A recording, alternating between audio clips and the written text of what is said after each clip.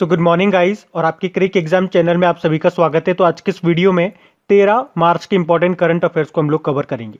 तो हमारा पहला प्रश्न क्या है कि अमेरिकी कांग्रेस के द्वारा किस भारतीय को 2020 के लिए top 20 global women of excellence award से सम्मानित किया गया? तो आंसर होगा तमिलिसाई सौंदरराजन।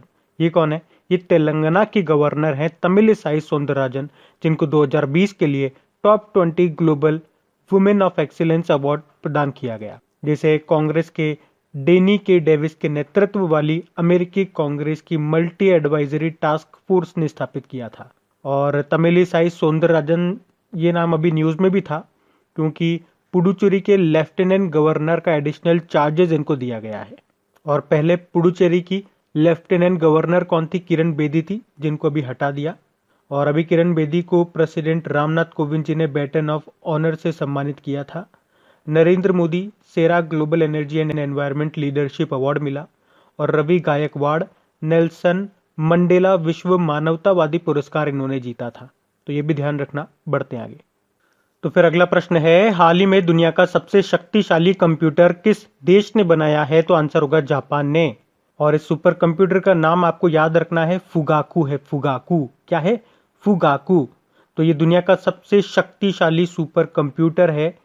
और इसका जो ये फुगाकू नाम है, ये माउंट फूजी के एक वैकल्पिक नाम पे रखा गया है। माउंट फूजी, ये जापान का सबसे ऊंचा पर्वत है, माउंट फूजी। तो ये सुपर कंप्यूटर जिसका नाम फुगाकू है, अब पूरी तरह से तैयार है। और आपको बता दूं, इस सुपर कंप्यूटर ने दूसरे साल टॉप 500 की लिस्ट जो अभी जारी हुई थी, यानी कि सुपर कंप्यूटर बेंचमार्क इंडेक्स जो आया था, उसमें टॉप किया था। अब बात जापान की है, तो ये रहा मैप में जापान। देखो, जापान की कैपिटल टोक्यो है, करेंसी इसकी येन है, प्रधानमंत्री हैं योशिहिदे सुगा। यहाँ के पूर्व प्रधानमंत्री थे शिंजो अबे, जिन्हें आपको याद होगा पद्म विभूषण 2021 के लिए चुना गया है। तो ये पॉइंट ध्यान रखना। जापान की संसद को क्या कहते हैं? डाइट कहते हैं। और सूर्योदय का देश, लैंड ऑफ राइजिंग सन, कई बार एग्जाम में पूछा जा चुका है ये प्रश्न, किसे कहा जाता है? जापान को ही कहा जाता है। अभी जापान ने अकेलेपन के लिए पहले मंत्री को नियुक्त किया था, उनका नाम है टेट सुशी सकामोटो। उसके अलावा जो अभी हेनले पासपोर्ट इंडेक्स 2021 आया था, उसमें जापान टॉप पे रहा, भारत 85 नंबर पे रहा। और फाइव आइज नेटवर्क के छठे सदस्य के रूप में शामिल होगा जापान। फाइव आइज में कौन कौन से देश आते हैं? ऑस्ट्रेलिया, ब्रिटेन, कनाडा, न्यूजीलैंड और यूएसए। उसके अलावा जापान ने अभी 2023 तक लकड़ी के बने दुनिया के पहले उपग्रह यानी कि सैटेलाइट को विकसित करने की घोषणा की थी। तो ये सारे पॉइंट्स ध्यान रखना। बढ़ते आगे। और गाइज, अगर वीडियो आपको अच्छा लग रहा है तो प्लीज इसे लाइक करते हुए चलना। देखिए आप लोगों ने अभी लाइक किया है या नहीं किया है। नहीं किया है तो अभी इसको लाइक कर दीजिए, लास्ट तक आप लोग भूल जाओगे मैं कह रहा हूँ। और हाँ, इसे शेयर भी जरूर कर देना अपने दोस्तों के साथ में। और अगर आप में से कोई स्टूडेंट इस चैनल को फर्स्ट टाइम देख रहा है तो आप इस चैनल को सब्सक्राइब कर सकते हैं। सब्सक्राइब करने के बाद में पास में बेल आइकन को जरूर प्रेस कीजिएगा, ताकि आगे के आपको नोटिफिकेशन मिलते रहें, ताकि आपसे कोई भी वीडियो मिस न हो। बेल आइकन को प्रेस करना जरूरी है। चलिए बढ़ते हैं आगे। फिर है, अभी किस देश ने अंतरिक्ष में अपना पहला सैन्य अभ्यास जिसका नाम है एस्टर एक्स, इसको शुरू किया है? तो आंसर होगा फ्रांस ने। तो अभी फ्रांस ने जर्मनी के साथ मिलकर के अंतरिक्ष में एक सैन्य अभ्यास शुरू किया है और इसका नाम है एस्टर एक्स।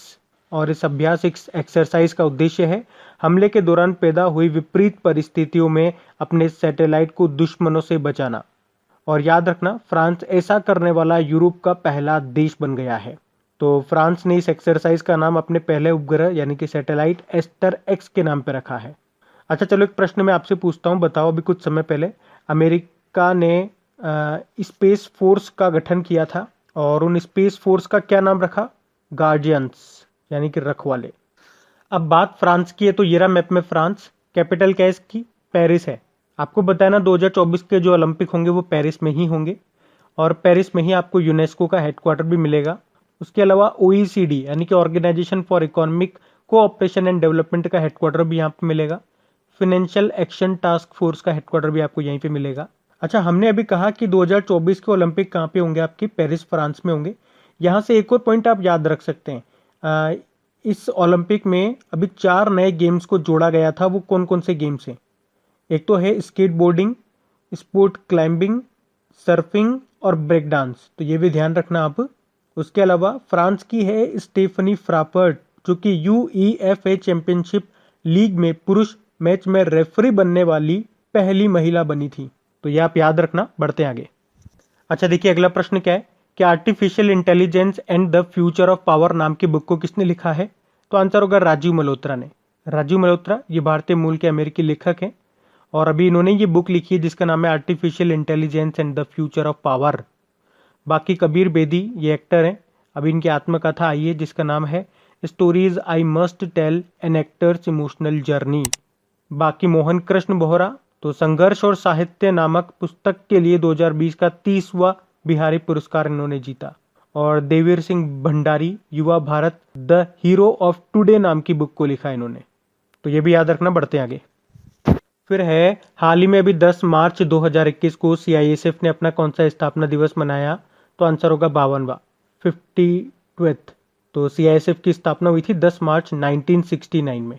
सीआईएसएफ मतलब होता है सेंट्रल इंडस्ट्रियल सिक्योरिटी फोर्स और इसका उद्देश्य होता है सरकारी कारखानों यानी कि गवर्नमेंट फैक्ट्रीज, मेट्रोज, न्यूक्लियर संस्थान, ऐतिहासिक जो धरोहर स्थल हो गए, विशेष लोगों को सुरक्षा देना। तो अभी इसने अपना 52वां स्थापना दिवस मनाया 10 मार्च। सीआईएसएफ मतलब हो गया क्या? Central industrial security force. और इसके भी नए डायरेक्टर जनरल बने थे जिनका नाम है सुबोध कुमार जायसवाल। अभी बीएसएफ ने 1 दिसंबर 2020 को अपना 56वां स्थापना दिवस मनाया था, तो ये भी याद होगा आपको, बढ़ते आगे। अच्छा, निधन वाला प्रश्न है, बताइए। अभी हाल ही में लू ऑटेंस का निधन हो गया और बताना है ये किस आविष्कार के लिए जाने जाते थे? तो आंसर होगा ऑडियो कैसेट टेप के लिए। तो ये ऑडियो कैसेट टेप के आविष्कारक थे डच इंजीनियर लू ऑटेंस, जिनका भी निधन हो गया है।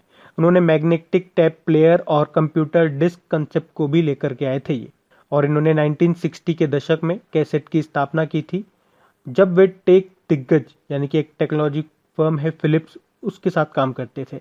नाम इनका लू ऑटेंस है, बढ़ते आगे। तो फिर आपका अगला प्रश्न है हाल ही में किस संस्थान ने राजा भूमि बोल विश्व मृदा दिवस 2020 पुरस्कार जीता है?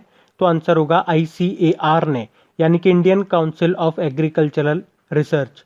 तो अभी भारतीय कृषि अनुसंधान परिषद को राजा भूमि बोल विश्व मृदा दिवस 2020 का पुरस्कार मिला है। तो थाईलैंड में भारतीय जो राजदूत हैं, कौन? सुचित्रा दुर्रई। तो इन्होंने अभी 10 मार्च को भारतीय कृषि अनुसंधान परिषद की ओर से प्रतिष्ठित राजा भूमि बोल विश्व मृदा दिवस 2020 का खाद्य व कृषि संगठन यानी कि फूड एंड एग्रीकल्चरल ऑर्गेनाइजेशन का पुरस्कार प्राप्त किया है। बढ़ते आगे। फिर अगला प्रश्न है इनमें से किस राज्य में सबसे ज्यादा भिखारी हैं? अभी एक रिपोर्ट आई उसके अनुसार बात कर रहे हैं, तो आंसर होगा पश्चिम बंगाल में। तो अभी केंद्र सामाजिक न्याय मंत्री जो है थावर चंद गहलोत, उन्होंने ये जानकारी दी है कि 2011 की जनगणना के अनुसार पश्चिम बंगाल में सबसे ज्यादा कितने 81,244 भिखारी हैं। वैसे भारत में, टोटल भारत में बात करेंगे तो 4 लाख से ज्यादा भिखारी हैं। तो सबसे ज्यादा पश्चिम बंगाल में है और सबसे कम तो लक्षद्वीप में सबसे कम है, केवल मात्र 2 भिखारी हैं वहां पे। अब बात पश्चिम बंगाल की है तो ये रहा मैप में पश्चिम बंगाल। तो देखो पश्चिम बंगाल की कैपिटल क्या है? कोलकाता है। कोलकाता किस नदी के किनारे स्थित है? तो हुगली नदी के किनारे। और भारत की पहली अंडर वाटर मेट्रो इसी नदी के नीचे चलेगी।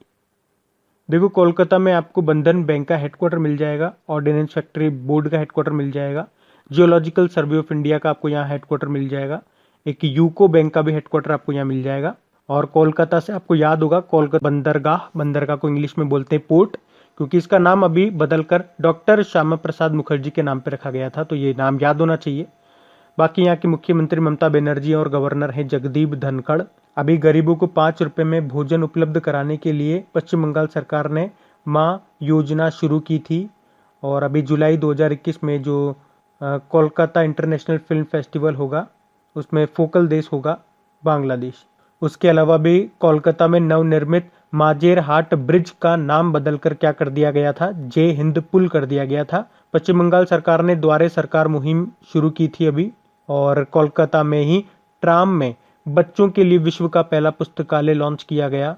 और पश्चिम बंगाल में बनेगा देश का पहला टायर पार्क। पश्चिम बंगाल ने पथ श्री योजना को भी शुरू किया था। देखो यहाँ पे आपको 2 टाइगर रिजर्व मिलेंगे, सुंदरबन टाइगर रिजर्व और बुक्सा टाइगर रिजर्व। बाकी गोरुमारा नेशनल पार्क मिल जाएगा, न्यूरा वैली नेशनल पार्क मिल जाएगा, सिंगालीला नेशनल पार्क आपको ये मिल जाएगा, और एक जल्दापारा वाइल्ड लाइफ सेंचुरी भी याद रखो, और महानंदा वाइल्ड लाइफ सेंचुरी भी याद रखो। ये आपको मिलेंगे पश्चिम बंगाल में। तो बढ़ते हैं आगे। अच्छा देखो, बताइए हाल ही में किस भारतीय अभिनेत्री को वर्ल्ड इकोनॉमिक फोरम की यंग ग्लोबल लीडर्स की सूची में शामिल किया गया है? तो आंसर होगा दीपिका पादुकोण को।